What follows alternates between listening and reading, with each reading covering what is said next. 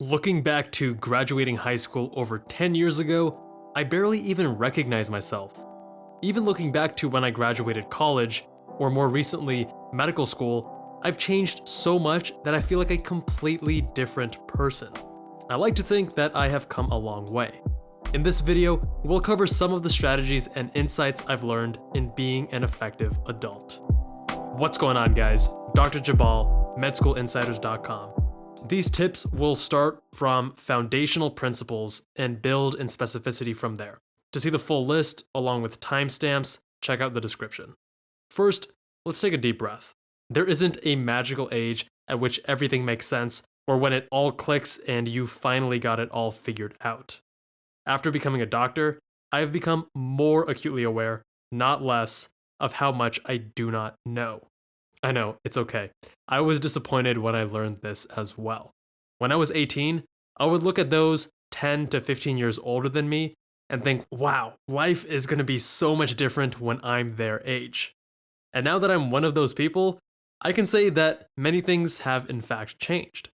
My personality, my fears, my strengths, my weaknesses, my maturity, that last one is actually debatable, but many things have remained the same. At the end of the day, we're all just improvising and figuring life out as we go along. So don't let that discourage you. You'll grow more comfortable with the uncertainty and more confident in navigating it, but the uncertainty will always remain. That being said, there are certain skills and mindsets that will make the transition to adulthood much smoother. The first skill is a meta skill of sorts, meaning it will help you pick up other skills. That skill is, of course, learning. If there is one thing I hope you take away from this YouTube channel and our website, it's learning how to learn. And while I've covered all the best and scientifically proven methods of learning more effectively, including the studied tricks and strategies that saved me in medical school, that isn't enough. You must also learn to think for yourself and question your own assumptions. They say that you're the average of the 5 people you spend the most time with. I say you're the average of all your inputs. Choose wisely the people you spend the time with, but also the books you read, the TV shows you watch, and the news articles and political slants you expose yourself to. It's natural to associate yourself with people and ideas that you agree with.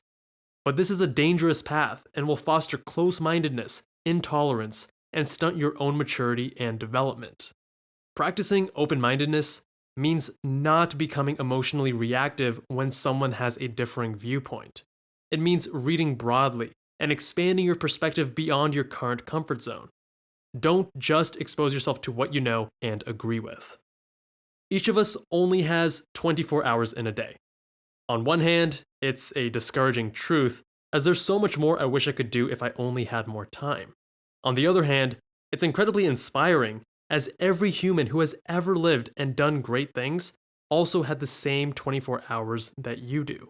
That doesn't mean to grind as hard as you can in those 24 hours. That's not a good idea, which I learned the hard way.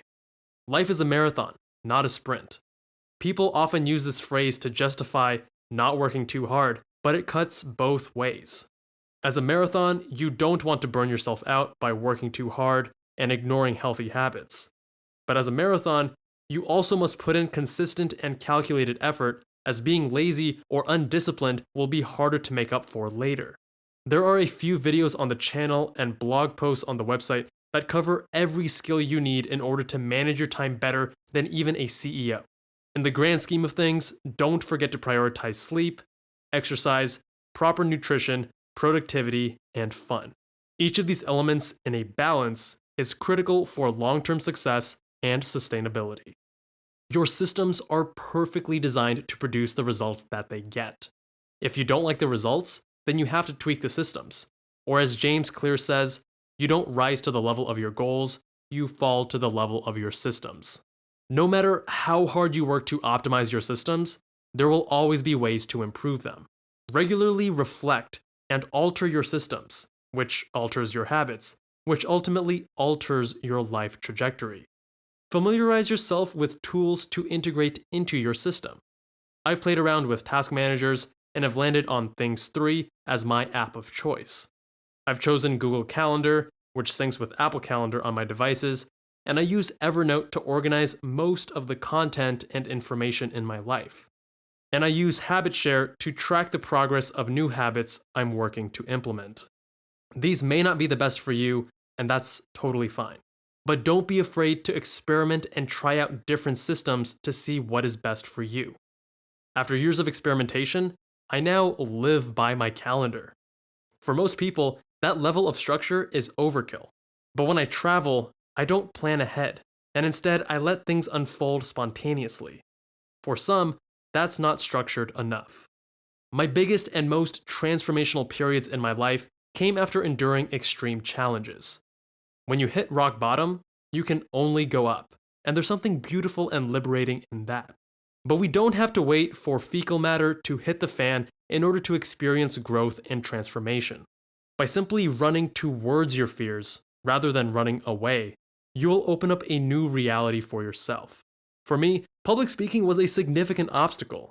I worked towards improving that, and while it was initially scary, it also bolstered my confidence, and now I even enjoy public speaking.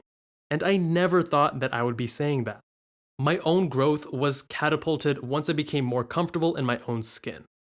It's easy to love your strengths, but learning to accept your weaknesses with compassion is truly powerful.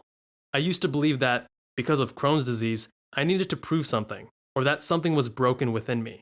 That had its utility, as it pushed me to accomplish more than I ever thought possible. But at a certain point, it no longer worked for me and started holding me back, as I soon found myself with workaholic tendencies. I talk about how a relationship led me to this breakthrough on my personal Instagram. Spirituality gets a bad rap.